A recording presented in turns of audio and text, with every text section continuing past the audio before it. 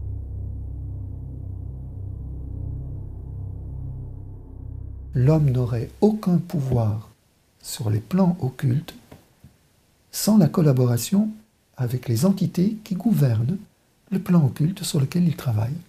Je dis des entités, c'est du latin, encentis, ça veut dire quelque chose qui existe. Alors nous, disons globalement, dans notre tradition à nous, on parlera des démons. Ce sont des esprits intelligents, en capacité de réfléchir, de vouloir et de travailler avec l'homme, d'interpeller l'homme, même si ce n'est pas comme nous parlons ici. Et donc nous voyons que toutes les traditions chrétiennes ou autres mettent en garde contre toute forme d'alliance, de collaboration avec ces fameuses entités. Et c'est là où justement l'occulte, le travail dans l'occultisme ou la magie devient dangereuse. Non pas en raison des énergies, mais en raison de la collaboration.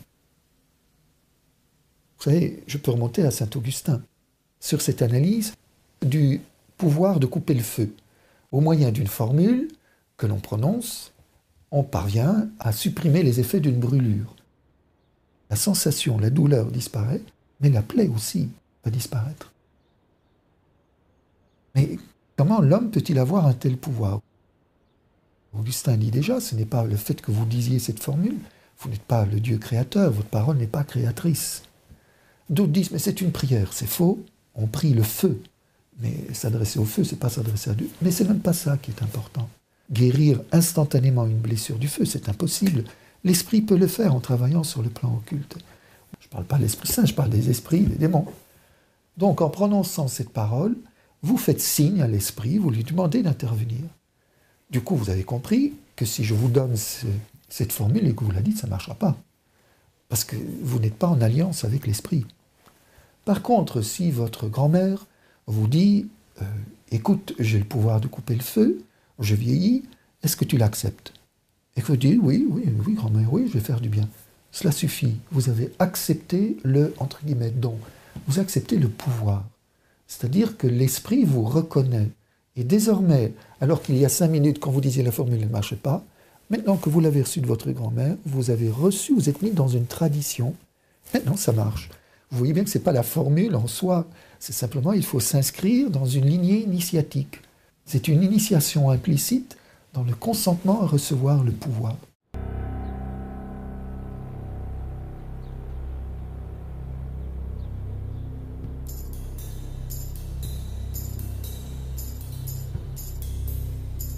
C'est ainsi qu'aujourd'hui se développe dans nos sociétés une multiplicité d'initiations implicites au pouvoir occulte, à travers les drogues, le spiritisme, la voyance, les horoscopes, la magie, la sorcellerie et bien d'autres.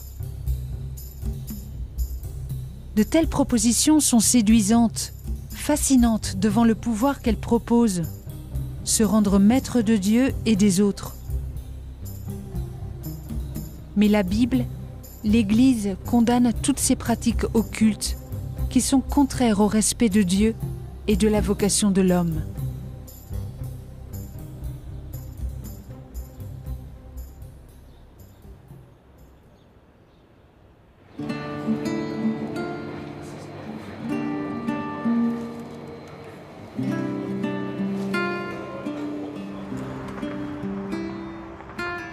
Ma conversion au Christ était sincère.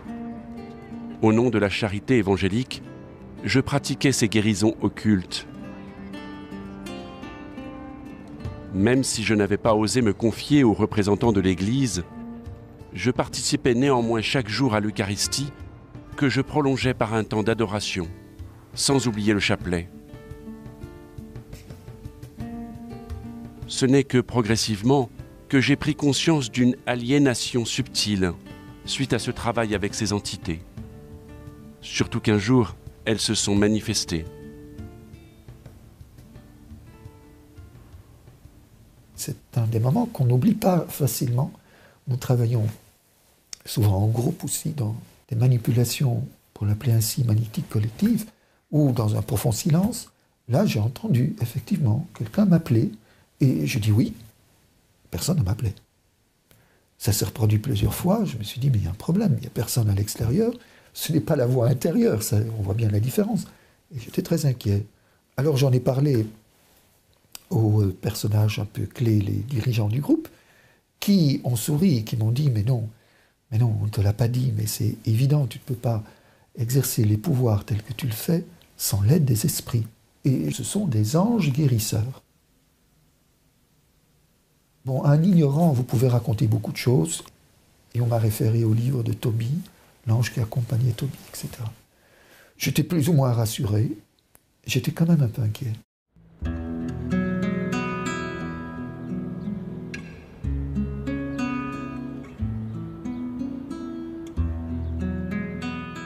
J'ai continué à exercer avec l'aide de ces soi-disant anges guérisseurs.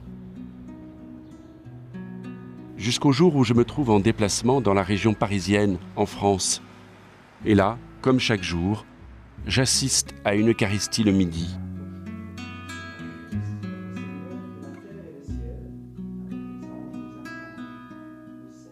Et voilà qu'au moment de l'élévation, par lui, avec lui et en lui, j'entends ces fameux anges guérisseurs blasphémer honteusement le Christ présent dans le Saint-Sacrement. J'étais pétrifié. Dans l'instant, j'ai compris que j'avais été complètement trompé, abusé, complètement. À la fin de la cérémonie, je rejoins le prêtre à la sacristie et je lui raconte mon histoire pendant qu'il enlève ses ornements. Et il me répond « Ça ne m'étonne pas, je suis l'exorciste du diocèse. » Et ce détail est très important. J'allais tous les jours à la messe, il ne se passait rien. Les esprits se cachaient, les entités se cachaient. Ils savaient très bien qu'il fallait mieux se tenir à carreau, là. Mais l'autorité qui reposait sur ce prêtre les a obligés à se dévoiler, à se manifester, pour pouvoir faire le grand nettoyage. Vous imaginez que je n'étais pas fier. J'ai juste déposé tous ces pouvoirs au pied de la croix de Jésus. J'ai demandé d'être délivré, libéré. Donc il y a une série de prières intenses là. Et puis surtout une longue période de convalescence aussi, qui ont été très importantes.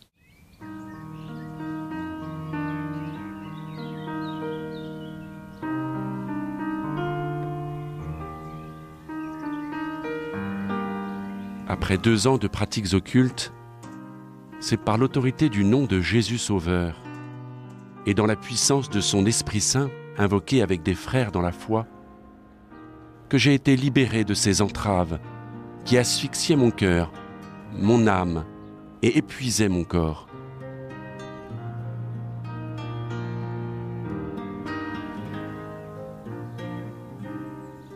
Malgré tous ces égarements, l'appel au sacerdoce mûrissait dans mon cœur depuis mon retour des Indes.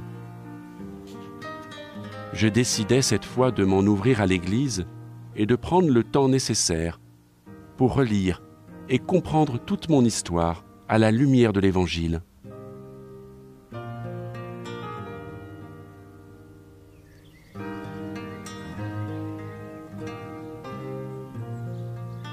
C'est ainsi qu'après 10 ans d'études philosophiques et théologiques, Jacques Verlinde est ordonné prêtre en 1983 et s'oriente vers une vie monastique dans la communauté de la famille de Saint-Joseph.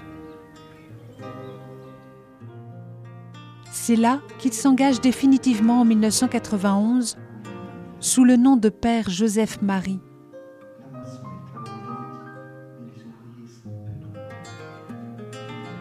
Après 20 ans de silence et de travail sur son histoire, il témoigne aujourd'hui de l'œuvre de Dieu dans sa vie, à travers le monde entier.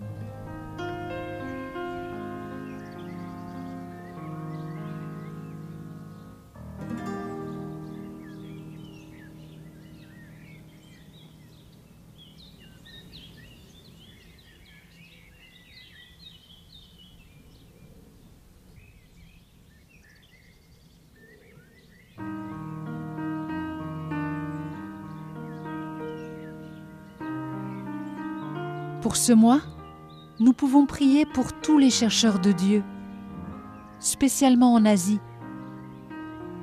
Que Jésus vienne à leur rencontre.